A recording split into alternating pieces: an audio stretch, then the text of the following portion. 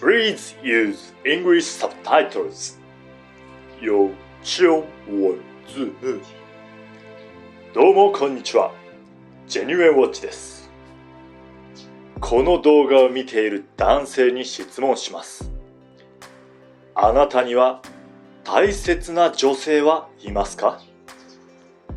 おばあちゃん、母親、お嫁さん、彼女、娘。その人たちの大切な日にプレゼントを渡したいと思ったことはありませんか？今回紹介する時計は、そんな男性陣のための女性へのプレゼント用の時計です。私はこの色に魅了されました。楽しんでみてください。今回の時計はこちら。Citizen L EW5522-38W 限定2000個の商品です。なんて美しいダイヤルカラーなんだ。緑色や黄色や黒色が混じっているように見えるこの独特なダイヤル。実はこれ白蝶貝なんです。深みのある色で目が離せない、心を奪われる、そんな色をしています。ダイヤルの8時の位置にはダイヤモンドの装飾が。ダイヤをガラス状とダイヤル状に配置することで立体感があります。アシンメトリーなケースのデザイン。ウォームゴールドカラー。ウォームゴールドカラーとこのダイヤモンドがラグジュアリーな雰囲気を出していますね。実はこのケースのダイヤモンド、このようにコロコロと回転しながら動きます。まるで地球の周りを回転している星のようです。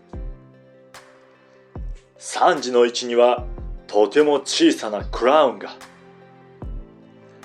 全体の雰囲気を壊さないようにケースに完全に隠れています。ケースバッグの中心にはシチズンエコドライブのマークがレーザー刻印されています。バンドはサテン生地のように見えますが、合成レザー。触り心地はサテン生地のようにツルツルしています。ここにサイズを記載しておきます。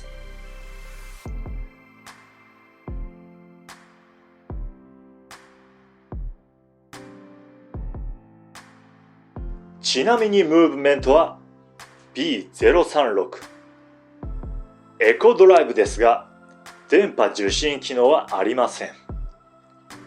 精度はゲッサプラスマイナス15秒です。腕回り 145mm だとこのような雰囲気になります。細い腕の方にぴったりの時計になると思います。とても軽いので、つけていて疲れを感じることも少ないと思います。いかがでしたか？もし時計のプレゼントをお考えでしたら、ぜひおすすめします。私は確信しています。確実に喜んでくれることを。青色が好きな方へのプレゼントなのなら。このチャンネルではこんな感じで最新の時計のレビューをしています。もし気に入ってもらえたのなら、チャンネル登録をして最新の動画をゲットしてください。それでは次の動画でまた会いましょう。